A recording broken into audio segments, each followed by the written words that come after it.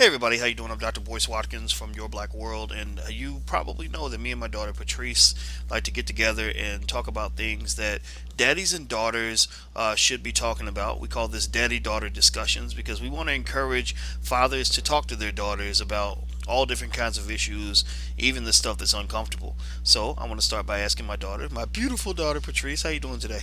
I'm doing good, Dad. How are you? I'm doing really well, really well.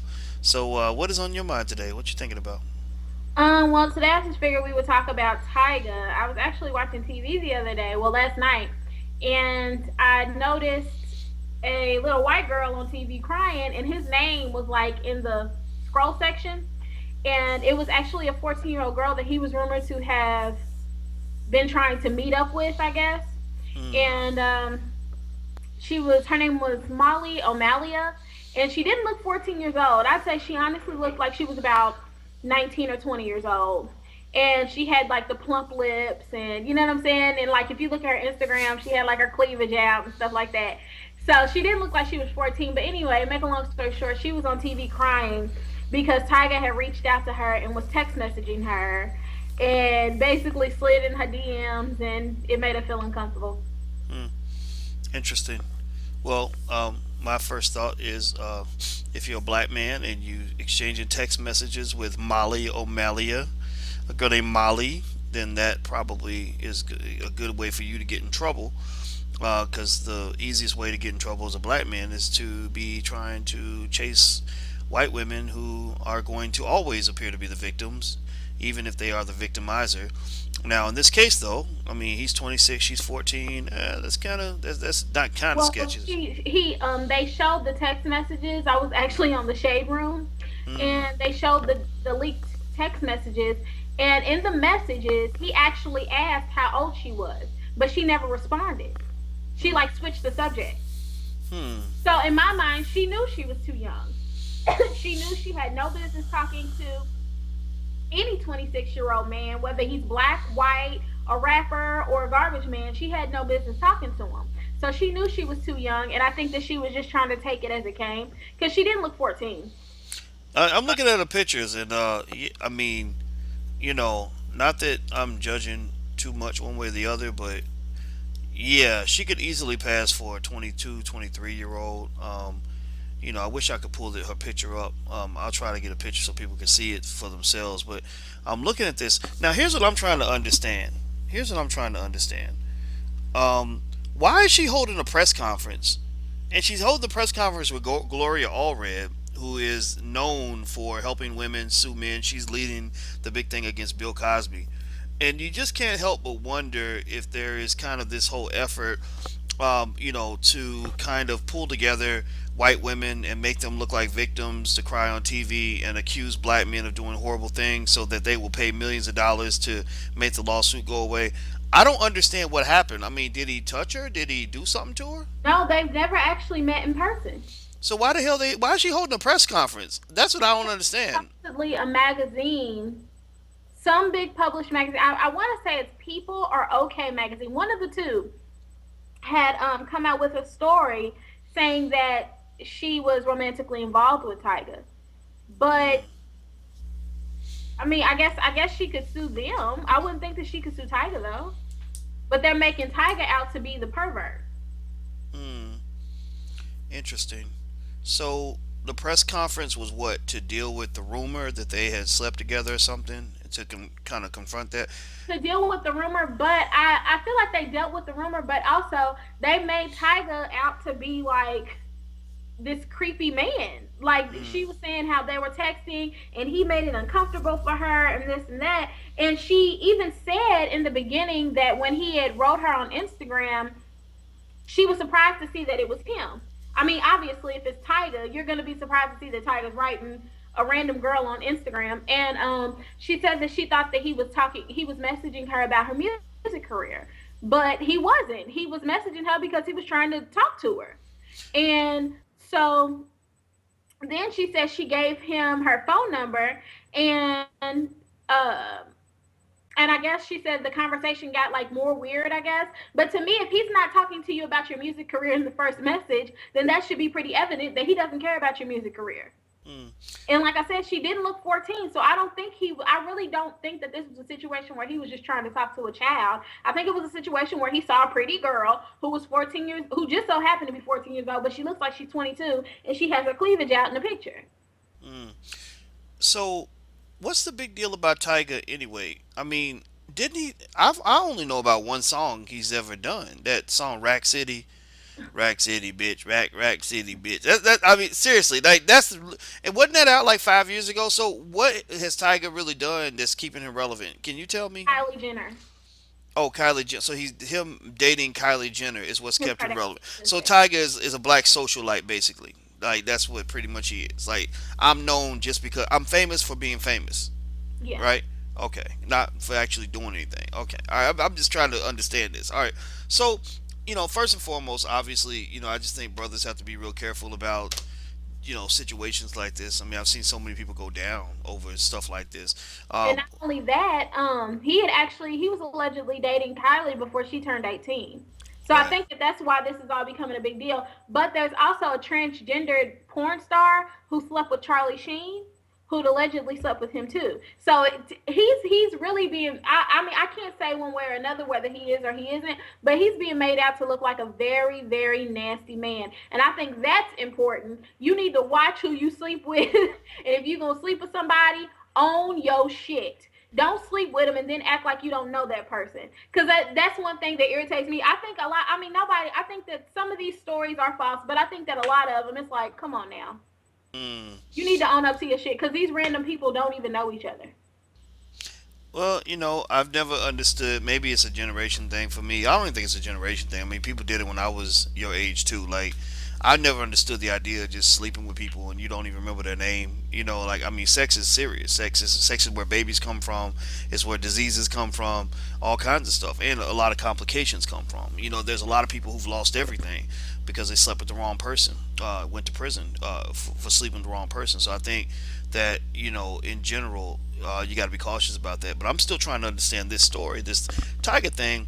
I don't understand why they're having a press conference other than I don't know if it's a play for money or for fame. I don't understand why Gloria Allred's there, I think that's what and, it is. and I think yeah, and I think it's interesting, sort of showing the little blonde haired white woman sitting there crying, with these little tears. I mean, people feel bad. I mean, it goes back hundreds of years. The black man being seen as a sexual predator against white women, and The and only difference now is that girl's gonna get a reality show. yeah, she'll probably get something out of it for sure, and Gloria's gonna get her cut, and I think that kind of makes a lot of this look very sleazy because she's also representing all of the Bill Cosby victims, and I've had a hell of a fight this week with people who want me to take a side on the Bill Cosby thing, either for the women who are accusing him, or on Cosby's side, and I'm like, I don't like Bill Cosby very much. I mean, he's fine. I think he's done a lot of good stuff, but I'm not. He ain't he ain't Nelson Mandela to me. Like I'm not looking at him like he's some sort of hero. This man probably did some things to hurt a lot of people, but at the same time, if there's no evidence, and then you're just piling one accuser on top of the other and lumping them all together, that's a problem. Like the accuser that has the evidence where he actually might have raped her. That's very different from the accuser who says, "Oh well, I went to sleep and he touched my breast," and she's been arrested 10 times for lying, and you know what I mean, like, or was taking money from him. I mean, that's the thing. People sort of see all the accusers as one person, and they're not. They're very different people, some of whom have absolutely no credibility. And what I find is that people are using that to their advantage on either side. You've got people on the other end who say, "Oh, well, look, that woman was a liar and a prostitute, so that means all of them are the same thing." I don't believe that either. I don't believe that they're all the same. They're different. And you have to look at each case individually. So, but the theme to me is that you have white women, mostly white women, against black men, and with black men being seen as sexual predators. You go back 20 years. The OJ trial was the same thing. A beautiful blonde white woman allegedly killed by a black man, and people lost their damn mind. If OJ's wife had been a black woman, people wouldn't have went crazy about OJ getting off. But that was before you. That was when you were little. Do you remember the OJ trial? I mean, I don't remember it, but I do remember. If it doesn't fit, you must have quit. I remember that he did that. Johnny Cochran. Yes, he did. God rest his soul. Johnny was a bad boy. Yeah, that Johnny Cochran was alive, Bill Cosby wouldn't be in this situation. If Johnny Cocker was alive, he would be Bill Cosby's attorney right now. We know that. We know that. And Johnny was a bad boy. But but yeah, I mean, so you go back to just all of that. I mean, that's what I see as kind of a consistent theme. It's and I'm looking at this, and I mean, based on what you're telling me, I don't see. I mean, I'm like, why are we having press conferences? What why what did he really say that? I mean, he sent a text message that made her uncomfortable. I mean, really, is that the standard now? I mean, But really, is that the standard? I mean, really, seriously. Men have been saying things that make women, I wouldn't say uncomfortable, but they've been signaling to women that they're attracted to them for hundreds of years, thousands of years. So, what makes you uncomfortable can depend, on the situation. I mean, I've had women say, "I think you're a handsome man. Do you have a girlfriend? Are you in a relationship?" And that might make me uncomfortable, but I'm not gonna go and act like you assaulted me. I'm just gonna say, back up. You know what I mean? Just like, so I don't. So to me, it's interesting though that the white female is so fragile, so well protected and cocooned that if you're a big scary black man and you make her feel uncomfortable, she then has the right to treat you like a criminal, and that's just weird to me. I mean, I mean, it's not that weird. It's racism. We know racism is real, but it's just crazy if you really think about that. Think about that. So I don't get it. So do you think Tiger's cute? do I? No. I'm just What? saying, he's 26. You 26. That don't matter. Just because we the same age don't mean he's cute to me. Well, I will tell you that. Thank God you would not bring home a man like Tiger, because I'd have to have a conversation. Yeah. Yeah, yeah. I mean, I think in general, what I find so interesting is like a lot of young women find men like that to be really attractive. I guess because of the bad boy thing. Apparently, they don't see what I see because I literally see, a crazy, diseased, type dude who's maybe an alcoholic or whatever. You got tattoos all up your face. Like I don't really see a future there. I don't see a good father there. But I guess for some women, they see the bad boy and that's appealing to them. But at the end of the day, you got to look beyond that and just really ask yourself, what kind of man is this going to be when it comes to really doing what a father and a husband and a man is supposed to do. Even if he's not a husband, I mean, at least if he's a productive and somewhat disciplined man, that's the key. Like a lot of these guys don't seem to have any discipline. It's like smoke weed, get drunk, fuck women, like what I mean. Like Well, that's just. imagine Lil Wayne's probably almost 40, and he's about in that same exact place that he was when he was Tiger's age. Yeah, yeah, and I just kind of Looking feel it. bad.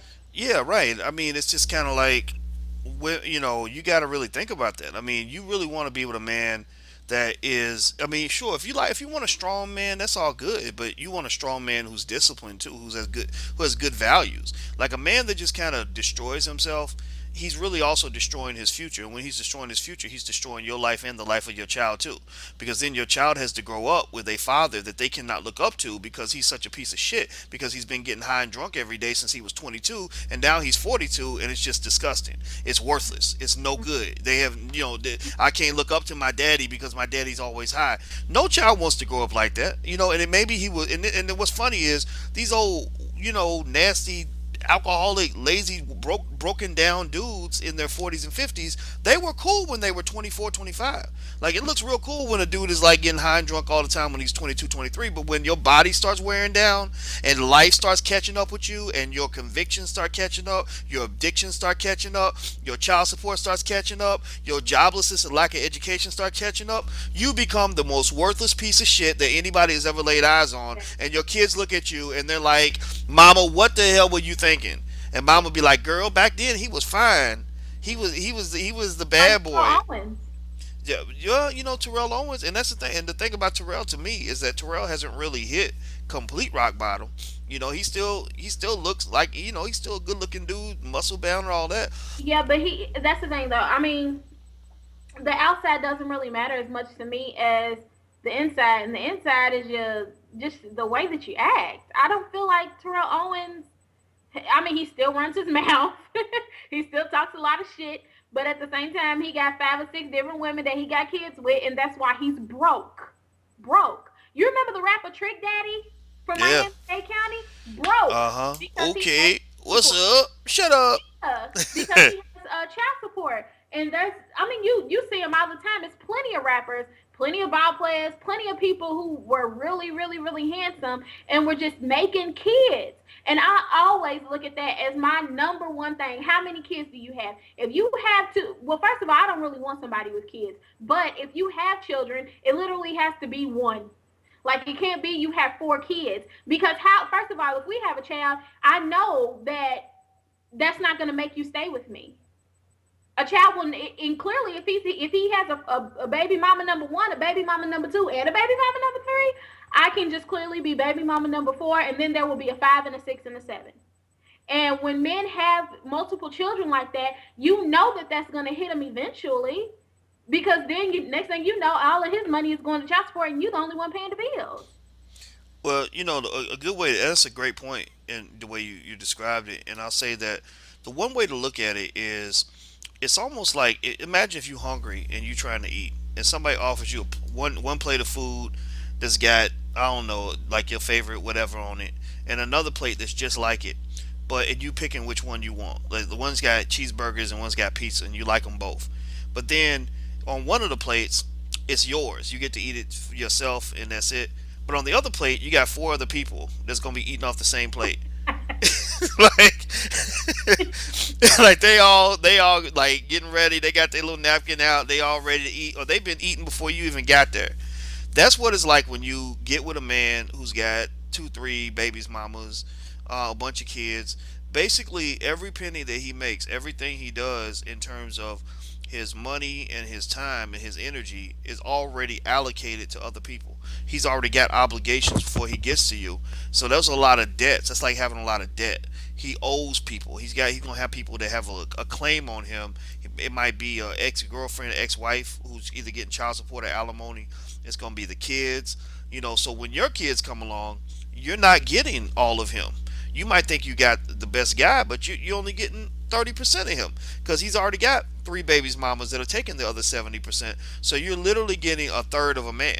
And so I think people have to really think about that, when you decide who you want to link up with. So it ain't, it's not a matter of trying to diss guys like Tyga. I really feel like, unfortunately, they just don't have good guidance as far as what manhood is supposed to look like. A lot of young guys don't have that. We have a lot of young guys that just ain't nothing but punks. They don't know nothing about being no kind of man or nobody's leader, follower, or father, or anything like that. And I think that the key thing that I think a woman in her 20s will want to look for in a man is he investing in himself? Is he investing in himself and thinking about his future? He might be a little wild. He might make some bad decisions every now and then. I mean, everybody makes mistakes when they're young, but is he spending time thinking about the future?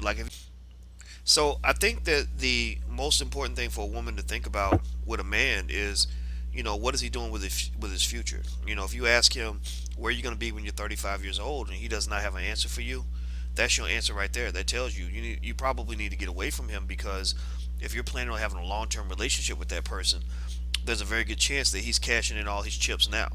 Some people just live for today. They don't live for tomorrow at all. They don't even factor tomorrow in. And if all you're doing is living for today, what'll happen is that your life will become such a mess that by the time you start thinking about tomorrow, tomorrow will be here and gone, and you won't have anything left to invest, because you're going to have to spend all your energy fixing problems from your past. You can't build because you're trying to just get out of the hole, and so you don't want to, I don't think you really want to be with a man who can't build anything. Like, who wants to be the guy that's broke and struggling and stressed out and depressed? And that ain't gonna do. I mean, if he's already halfway to being an alcoholic, that's only gonna make him become more of an alcoholic, because he's gonna be so depressed about his life because he won't feel like nothing's together. And a lot of black men are just broken, and some of them were doing really well in their 20s, thought they were doing well, and because of bad decisions, some of those decisions you can't fix them. You can't fix them later on. I'll let you get the last word, Patrice. What do you think? I totally agree with you, and I think that that's pretty much the lesson that we were trying to teach today. Is just, I mean, shit, I don't know. Oh Lord, you're so funny. You're so funny. Well, you know what? I don't even think it's a matter of teaching a lesson per se. I think it's more so about having a conversation where you and I are learning from each other. You're teaching me lessons. I'm teaching you lessons, and maybe other people are learning from our conversation. Because I think fathers, I really think that if fathers are talking to daughters more, they can help them avoid these kinds of issues.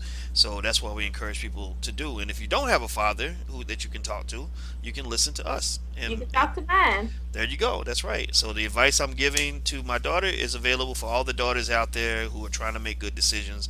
Value yourself and respect yourself, and don't let these dudes break you down, or treat you treat you in a way that's not worthy of the way you should be treated. But then also for young guys that are watching too, I would just say, lift yourself up, be strong. Be strong and pick a good woman too, because as you and I both know, there's some women that need some coaching too, right? And that's for another conversation. So this ain't all about putting it on the black man. I mean, I think we have a lot of black women, unfortunately, that think that they're too perfect for correction, and then when your whole life keeps falling apart, you don't know why, because you are somehow convinced that it's everybody else's fault, and But I'm not a fan of it's that. not a somehow convinced type of thing. I think it has a lot to do with the parents. The way that parents teach their daughters versus the way that they teach their sons, from what I've seen in most black families, it's always a little bit different. Most black boys are told from the age of like 4 to have a million and one girlfriends until they meet that one woman and then they marry her. And then most black girls are told you can't have a boyfriend until you're 18 or until you're 19 or until you're married or whatever. You know what I'm saying? So usually most girls get taught this thing where you meet a Prince Charming, he sweeps you off your feet and he takes care of you. But if black boys aren't being raised to think that, then how is a black woman going to find a black man who treats her that way? Mm. And Well, so, and I mean, you have this black man who has been not, I don't want to say a hoe, but very promiscuous throughout his life up until he's like 32 or 33 years old, and then he gets a wife and he doesn't know how to be faithful because he's never been that way.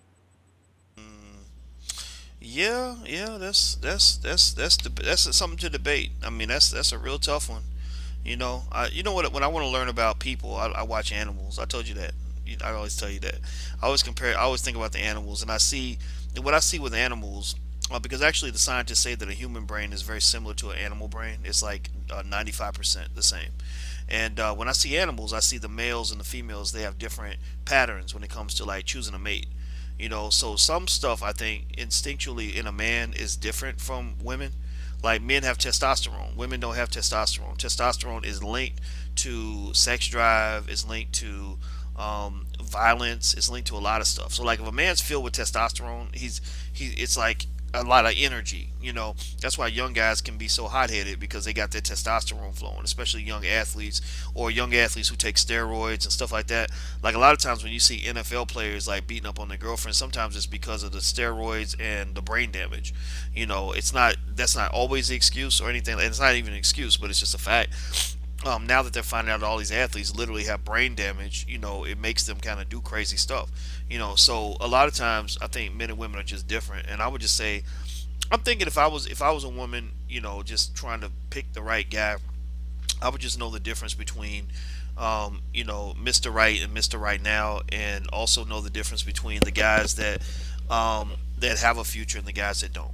Some guys just unfortunately they've never been trained to plan ahead. So then 10 years later, that guy you've been rejecting all those years, you're trying to call him to see if you can hook back up, but he's not interested anymore because he's got a wife by now. He's doing good by now. You And know, women, they have to be Mrs. Right instead of Mrs. Right now. but that's true too. I think people should get what they want. That's what I believe. So I think that if your life is not You giving you think they what you should get what they want or they should get who they are? I think they should get what they desire, because that's your right. It's your right to get what you want. I don't think you have to get somebody who's just like you. You can just get somebody who's just like the person you want to be with, and if that's what you can get. No, I don't know about that. Why you say Because that? there are a lot of men who want a really good girl and want a woman who's like a housewife and she does all this stuff for him, but they don't want to do anything for her.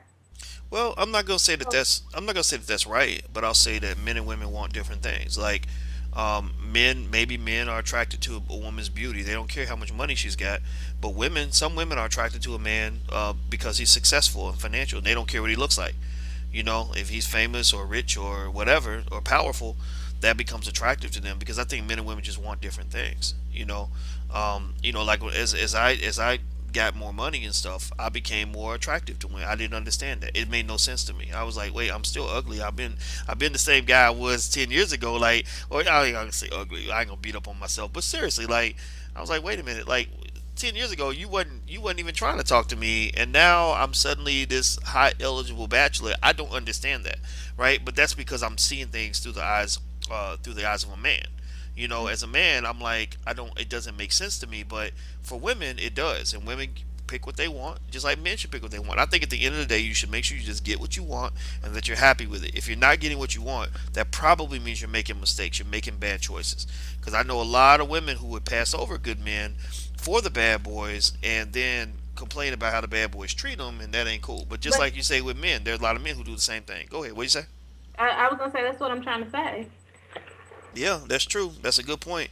So a lot of times, if you end up in bad situations, it's because you are a bad picker. That's what they say. Or Go ahead. you're a good picker, you're just not willing to equal it out. Because to me, I can't expect for my husband to have 3 cars and a brand new house, and I'm living in an apartment and I have one car that I've had for 10 years. Well, you never know. I need to bring something. Yeah, bring something. That's the key to me. Bring something. But maybe he doesn't. Maybe he doesn't want a woman who can bring a car in the house because he might be like, I already got a car in the house. You bring something I don't have, right? So I know, for example, if I was picking, I wouldn't care so much how much money a woman has. My question is, am I getting something that I value that adds value to my life? Like it's like if I come to a party and I bring eggs and chicken, and you bring eggs and chicken, then we're gonna have just a whole lot of eggs and a whole lot of chicken. Maybe you need to bring something to drink. You see, so that's that's my logic. Anyway, I'll let you get the last word before you head on out of Oh, here. the last word. I'm good. Okay, well, it's good talking to you, Patrice. Good talking to you too. All right, and everybody, thanks for hanging out with us as we do our daddy daughter discussion. As you can see, sometimes it goes in all different directions, and there's no filters here, so we say what's on our minds, and that's the way I think communication should go. We have nothing to hide. We are here to just share ideas and just talk, and hopefully it's helping somebody out there. So until we meet again, please stay strong, be blessed, and be educated. We will talk to you soon. Peace.